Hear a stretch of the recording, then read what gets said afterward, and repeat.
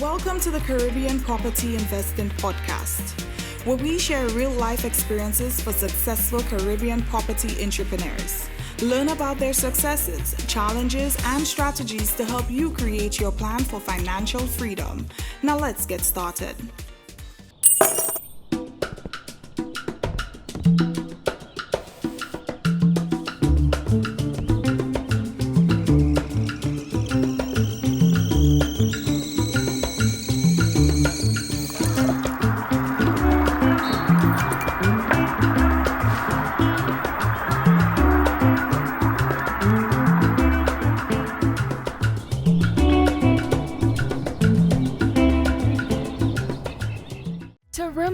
To create your ultimate living space. And at Quartz, you'll find what you need. Choose from our wide range of furniture, electronics, and accessories to complete your space. We're here and ready to assist. Give us a call to place your order.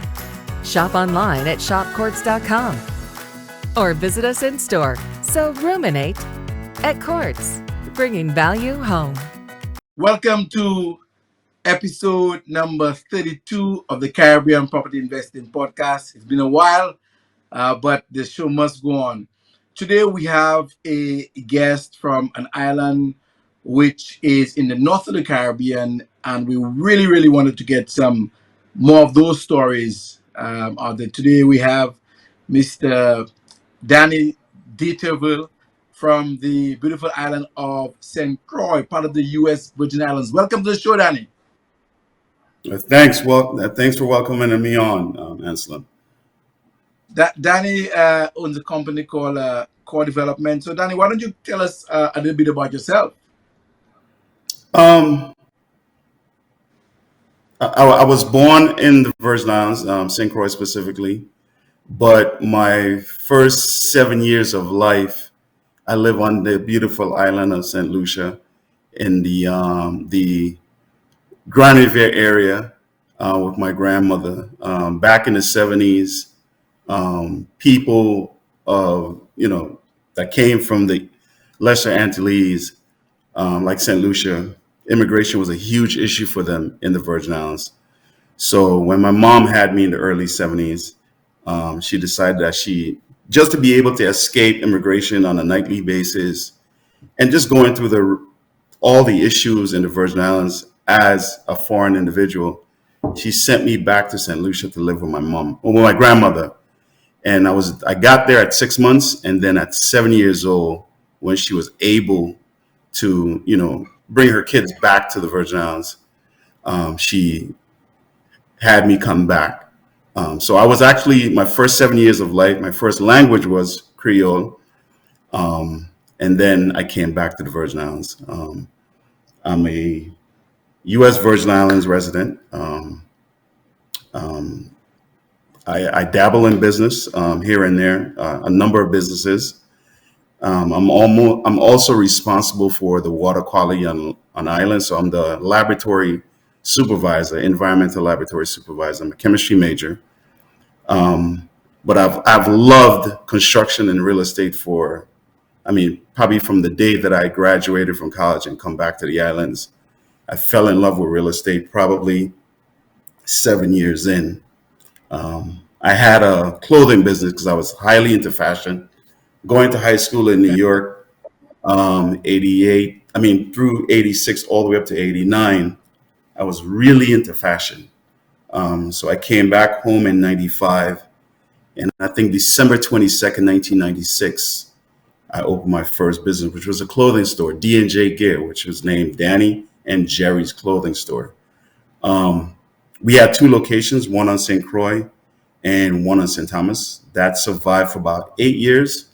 And like most businesses throughout the Caribbean, there's a point in time that you get to the peak of your audience and you must sustain. And if you can't sustain, you fall to the wayside, or you have to have those people that are willing to, as partners, that are willing to support every effort that you're trying within these islands. It's tough. Retail business is really tough in these islands. We made a lot of money, but we got to a point where we were supplying close to the population, the that 9% or that 10% of individuals that buy, what we call streetwear. And then from there on, it was just, slow decline.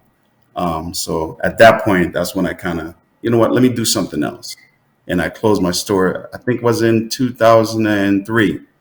I closed both locations. I closed St. Thomas first, and then I came to St. Croix and I closed St. Croix out. At that time, I probably had 10 employees. Um, and I just went totally left field with something totally different. I was building my home at the time, and being a chemical engineering major, drafting all those things that I knew it. So reading prints or anything of that sort was very easy for me to do. So I built my own home. Of course, I was like the GC. I hired the electrician, the plumber, whomever it may have been, reading the plans on my own. And then from there, I was like, you know what, this is really easy. This is really easy. And from that was it. I mean, in 2005, I started dabbling in real estate. And ever since then, I've been in real estate. I have a question, Danny. What was the environment like at the time when you chose to build your house? Was it common for self-build, or was it more common for people to buy homes already pre-constructed? And when you decided to self-build, what was the thinking around the design, as in number of bedrooms and bathrooms and size? Well, yeah, it is common to build. It is very common to build. That has changed within the last 15, 20 years or so. I mean, more or less 10 years. More people are buying now, but the locals that tend to build more. And sometimes they build the entire lifetime of themselves, which I think is a little crazy.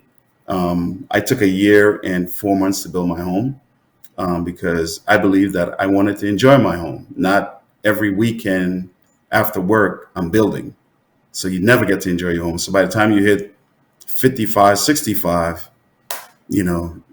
that's the time you're trying to enjoy a home. Design for me, as a kid, my mom was into maid service as a kid. So I would go out with her to condos and these beautiful homes in the hillside with her to help her iron the sheets, iron the curtains, because the expats were coming in. And that's what she did. And I fell in love with that scenery. So when I came back home from college in 95, I said, you know what? I don't want a home nowhere else but out in the hills. I want to look over everything else. No, I'm serious, because that's what they did. They came in from wherever they came in, whether or not North Dakota, New Hampshire, Vermont, New York, New Jersey.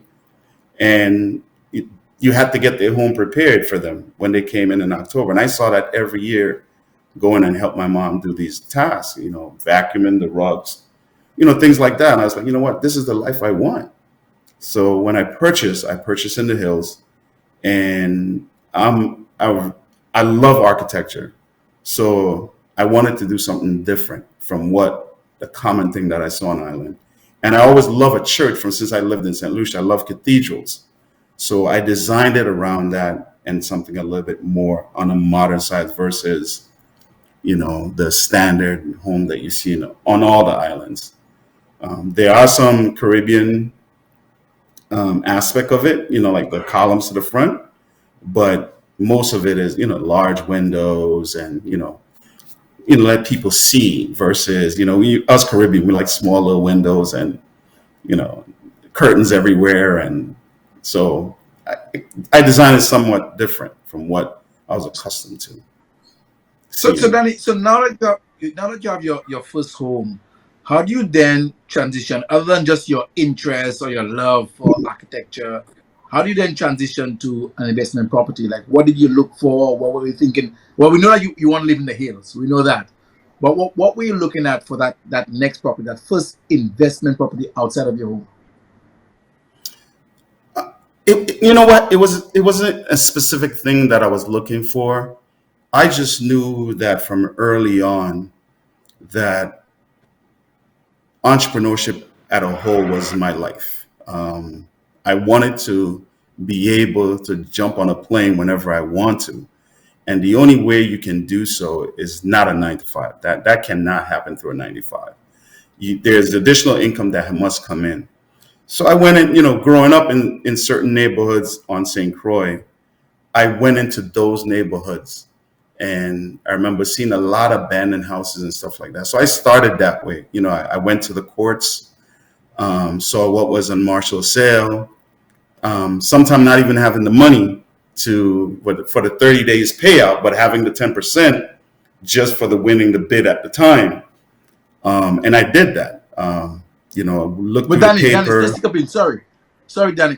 Tell our audience about the martial sale process in the Virgin Islands, please. Well, the martial sale in the Virgin Islands, I would imagine, is very similar to anywhere else. You look in the paper, the courts, I mean, not the courts, but the bank go through the process in which they how do we say it? They redeem the property from the owner. And once that is done, there's a martial sale that is presented every quarter, every month of that sort. You typically look in the back of the paper, or you go online to their website and you see what is offered, what's up for martial sale that the bank has somehow taken back from the property owner. And once you see that, you just attend it. Anyone can attend a martial sale. They give you a specific time, and you just attend that martial sale, and the winning bidder at the end of the day has to provide that 10%, and 30 days within that winning bid, you then have to come up with a balance of that amount to purchase a property. And so you said you went on that first time even without having the money, and you bid and you won. Yeah, That's what happened. What happened? From the minute that you walk in martial sale, you have the $2,500, you have the $6,500. Do you have the $60,000? Do you have the $70,000? And on 2-3 occasions, I didn't have that money, but I knew I had 30 days to figure it out. And like anything else in life, if you're driving your car down the road, you don't have $1 in your pocket, but if you catch a flat tire, you will find that money to fix that tire or purchase a new tire. So put yourself. Most people don't like living so. You know what? Most people don't like living so. I know, but if you want to get ahead, it's the same concept. You know what I mean? You put yourself in a situation where you purchase something not knowing where the balance 4,000 or the balance 50,000 or down 60,000 is coming from. You will figure it out. You will call a cousin. You go take a personal loan. You look at that credit card. Yes, that cash advance may be 26%, 24%, but you're going to do it for that time because you know what you're going to do 60 days from then when it's time to pay that credit card. You know what you're going to do when that personal loan is approved. You know exactly you're going to be able to pull the cash out, or it may take you an additional $5,000 or $10,000, $20,000 to renovate that property. You know those things. And I find people, we don't put ourselves in situations to have to come up with the funds needed. And we just keep saying, okay, I'm going to do it. But once you put yourself in that situation, man, you will find it. So what's your criteria? Do you have a set criteria? Type of property? We know you like the hills. Like, tell us what was that first one, and what was the next step for you at that property specifically? No, I didn't have a criteria at the time. It was all based on budget. What I could afford, or what I could afford to purchase, and what I could afford to renovate. So I went into those neighborhoods that was not, most desirable neighborhoods. But I know people live there because I once lived there as a kid. So that was it. So I went into those areas like the Montbijou, the Strawberry, the Williams, the Light, those neighborhoods, the townhouses that are not in the HOA is not as high. And I purchased there. So once I purchased in those neighborhoods, I'm able to build cash flow. Once I'm able to build cash flow, I have some kind of equity on the property that I could pull out 80% of that equity and go purchase another property. And I just keep doing that over and over until I change my location in terms of the more desirable locations. And then sooner or later, you go from the 120 property to the $500,000 property. And that's within time, of course. you know. What was some of the challenges you experienced other than coming up with the cash in those early Banks, deals? What were man. your key challenges? Banks don't believe in locals, and I'm pretty sure it's the same in St. Lucia.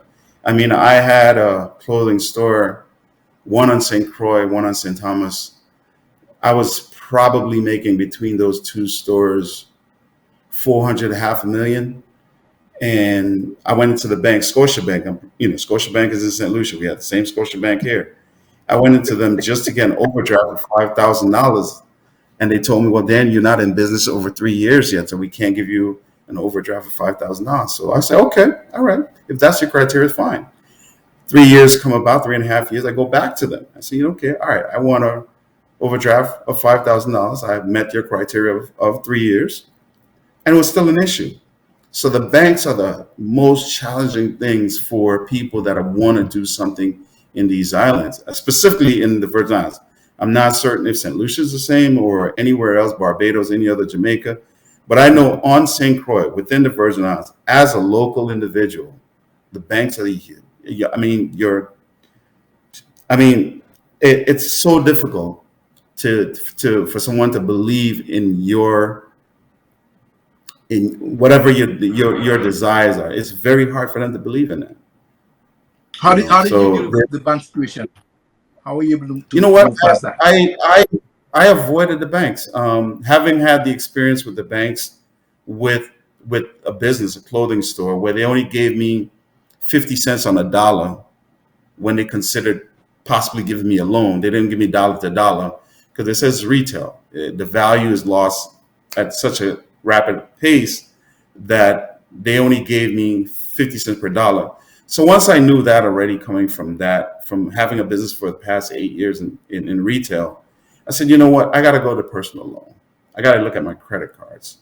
I got to look at, asking someone to borrow some money and 30 days after turn around and give it back to them, because I know the property that I just purchased, I'm going to be able to pull cash out. And within the second property, I was fine. You just got to budget, what you do, but I was fine. Then you spoke about a practice that's quite common in the US and the UK, maybe Australia, and that is pulling cash out from equity. It's a lot more tricky in the lesser Antilles because the practice where you say you took out 80%, you get the loan, you refurbish the property, it now gets a new value. And what you then do is you take a loan for that higher value and take that money to go in another investment. A lot of people find it very risky because it means that when you take that money out, you now have a new mortgage payment. But the benefit though is that you then have two properties, because you have the one that you're already taking that money off from the loan, and the new one that you get. Now the new one you get in, Danny, unless you buy a reno that turns cash quickly, you then would actually have two Two properties to mortgages. potentially service. How do you work around that? How do you manage that? I mean, there's no way around that. I mean, I remember I've had up to 4 mortgages. I've had six. I've had six. I've had I've six. had 5 total. I've had 5 mortgages, and you just gotta be daring enough to know that the amount of cash flow that's being produced through each property, that you could afford to take those risks. I mean, but knowing that, and like people, we saw the internet everywhere. Everybody's is saying all this stuff on the internet, and 90% of it or 95% of it on social media is a lies. It's not as easy as people say it is. It's much harder than that. But once you purchase that first property, you got to be smart enough to say, you know what, the next property that I purchase, it has to fall within the equity of the property that I'm about to purchase. So if I'm pulling, let's just say $80,000 from the initial property that I have, I'm going to go buy a piece of a property for, probably $60,000. So I still got a little $15,000 to $20,000 I could put into the reno. And even if you got to get another mortgage, you have 45 days in which before that is recorded on your credit history. So you have time for you to find another property. For me, a lot of times I would have looked for a property, and at the same time I'm looking at one property, I'm looking at another, because I know the given time that I have before things go into my credit. And I would purchase this property, and 15 days or 30 days after, I'm already in a contract with the next property, because that property might have just needed to be painted or something like that sort. So it's that as time go on and you gain experience, you learn all these little tricks. Of course, you read the books. I read a ton of books on real estate, landlords, and stuff like that. But you learn the tricks. Like I said, at one time I had 5 mortgages. Now I have just one mortgage, and the one mortgage, I don't even know what the mortgage amount is. But it took time to get to that. You know what I mean? Danny, you said something a while ago, which sat at the back of my mind, and that is the journey from starting the investment in the low income area where people didn't really find areas that people didn't find really desirable, and working your way up to the quote unquote nice areas. What was that journey like, and how different is it, especially being a landlord? What's it like, and what's the difference? I mean, being a landlord and doing that journey, a lot of times when there's a lot of maintenance, and a lot of the maintenance at times it falls on you as the individual, the landlord, to go and fix those maintenance issues. And because you can afford to hire this particular plumber, you can't afford to hire the $2,000 maintenance guy because your budgets are so tight. So, I mean, even now, even where I'm at right now, I still find myself doing those things at times. And like I was just telling somebody the other day, you know, the fault that I have is that I know how to do a lot of these things. And instead of me delegating those things to other people and using my time more wisely, I find myself still wanting to go and do those things, telling my tenants, okay, I'll see you Tuesday, I'll see you Wednesday. But I need to literally stop doing that, because but I know so much, having to have had the concept from an engineering major to now the actual application, and having to have done it for so many years. I mean, I tiled a bedroom the other day, and I just remembered why I should not be tiling bedrooms or should be tiling a house. It's a lot of work, you know, and it reminded me after I was done, I was like, you know what? I need not to do this no more. And I told myself that before, but the journey is, it's hard having to do a lot of maintenance and still be able to find the properties.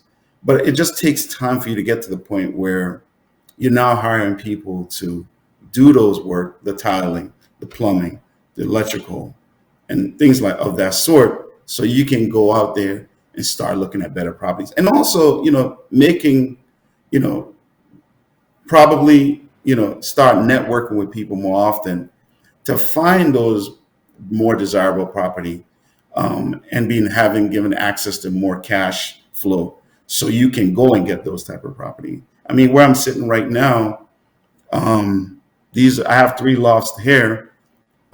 Probably 8-9 years ago, I couldn't even consider doing this property because I was not there.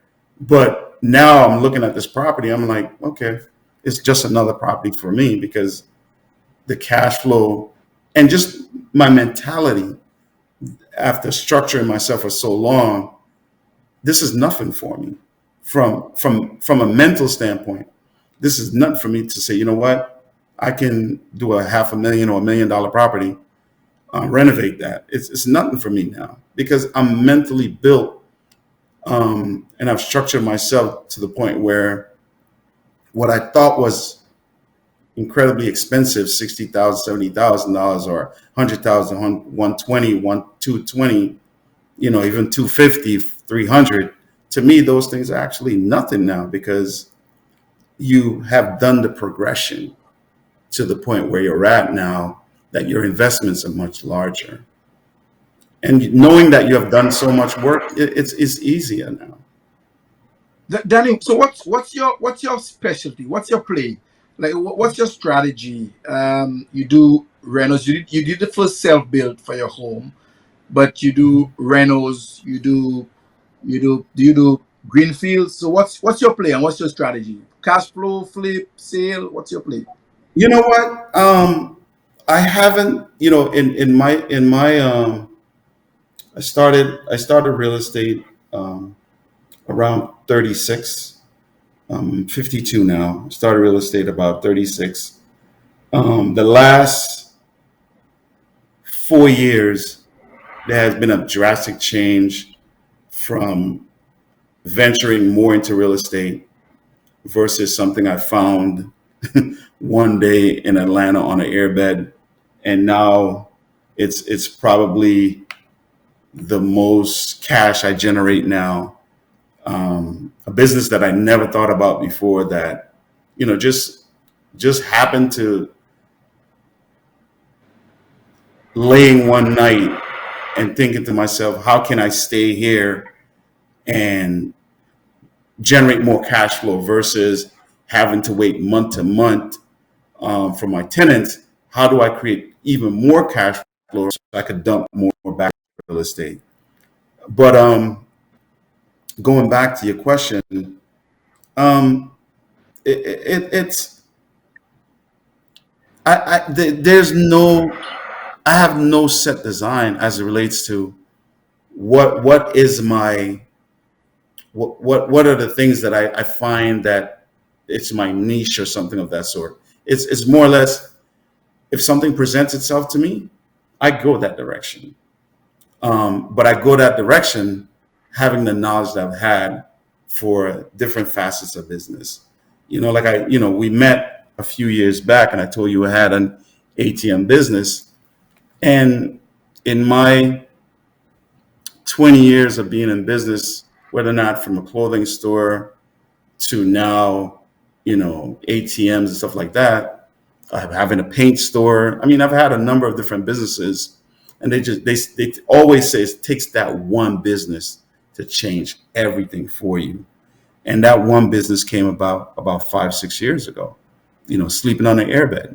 I was like, wow, what can I do to change the amount of cash that comes in, and boom, it happened. Luckily one night I was just laying on an airbed, and I'm trying to figure out, what, I don't have any cash. I left St. Croix on a real quick. I was not thinking about having cash in my pocket.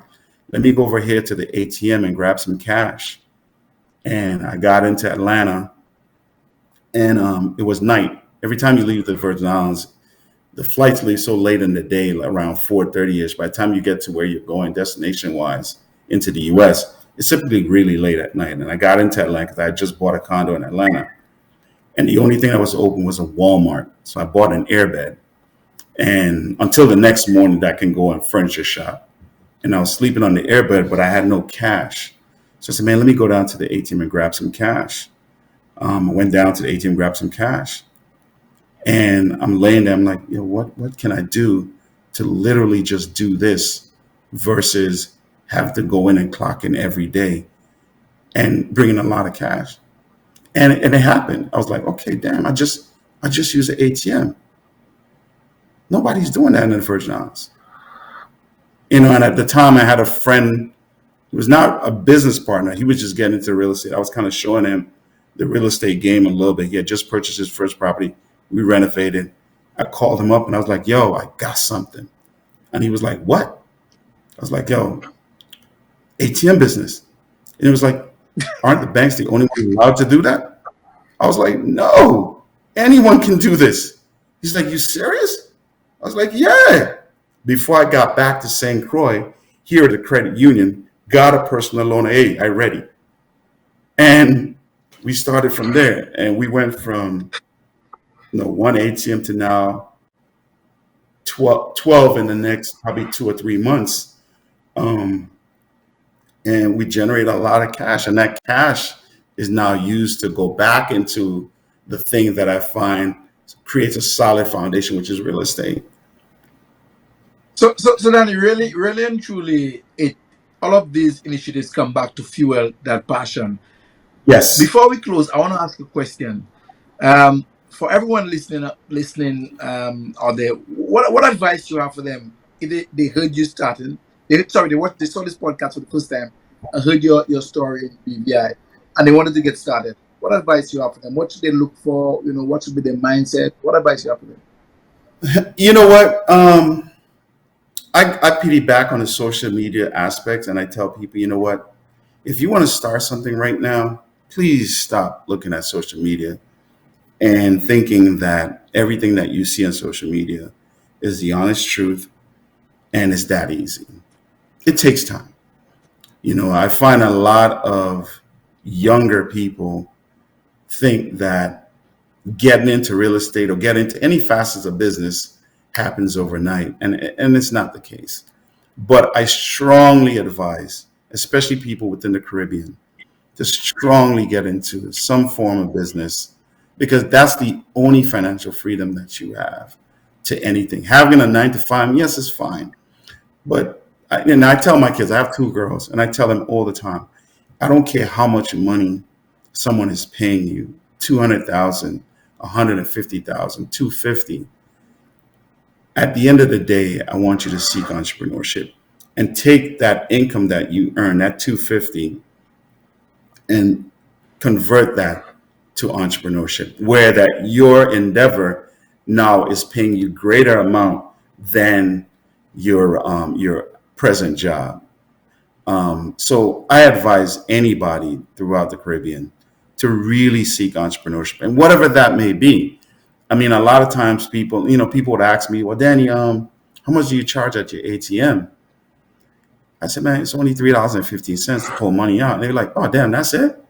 But I'm like, okay, I leave them alone because that person is not really thinking about the multiplying effect. So you may start a business that's only charging someone a service of $1, but multiply that on a monthly basis by the number of people that you're providing that service to. And then you see the true numbers and you'd be like, wow. And then some individual, I have the true conversation because I could see that they're thinking. And I was like, okay, yeah, you say it's 315. And then I say, you know what? But multiply that by 10,000 people. Multiply that by 8,000 people per month. And they'd be like, oh. And they'd be like, okay, that's what we're talking about. So I always tell people, man, I have a thing now that if you come around me and you don't want to hear about entrepreneurship, we have a problem. Because that's the only conversations that I have. I'm going to always ask anyone that comes around me on a daily basis, so what you into today? What you doing? What can I help you with? Because that's just who I am. I don't have any other conversations. I don't do the car conversations. I don't do women conversations. All I talk about is, man, did you see that countertop? Did you see that piece of land? Because those are the things that brings us to the point where our kids call us and say, Daddy, I need $5,000 for the summer class. Okay. All right, I'll send that money So, to you, babe.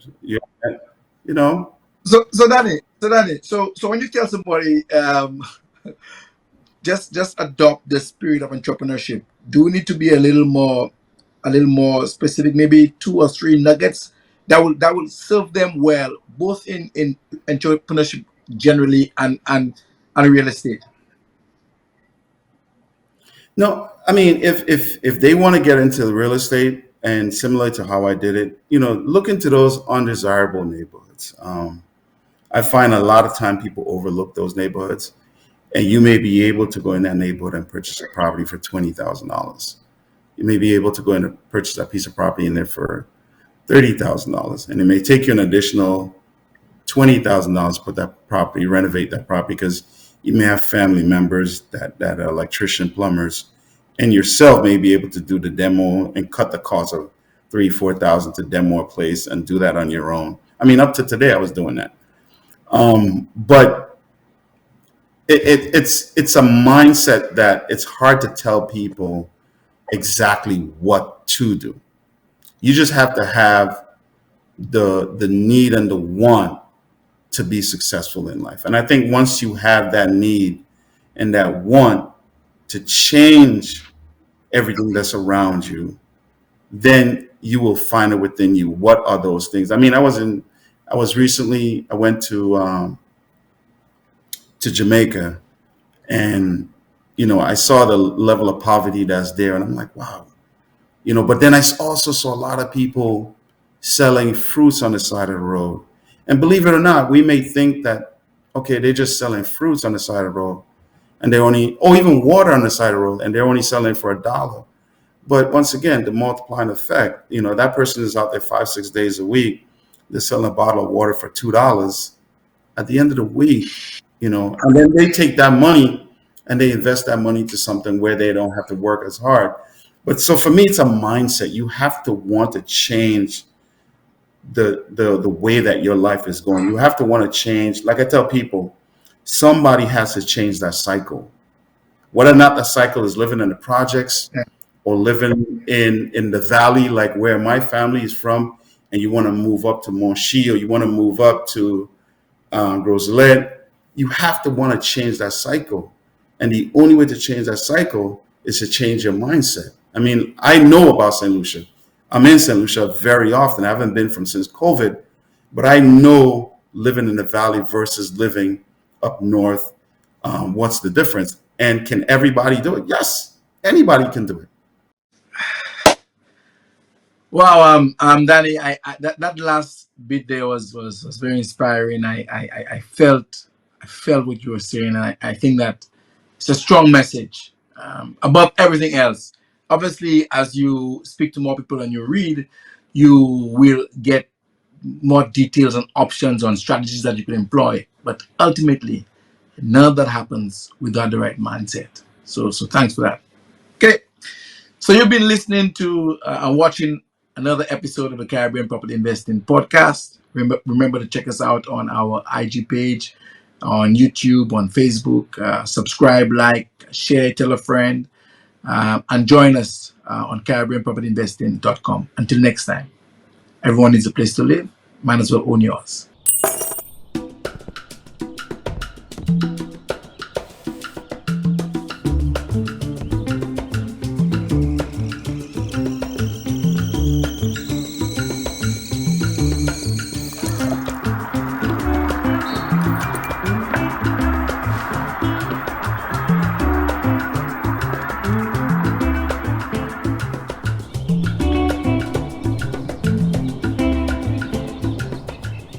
To ruminate to create your ultimate living space.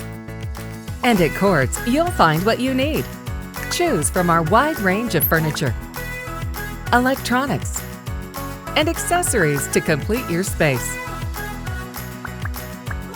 We're here and ready to assist. Give us a call to place your order.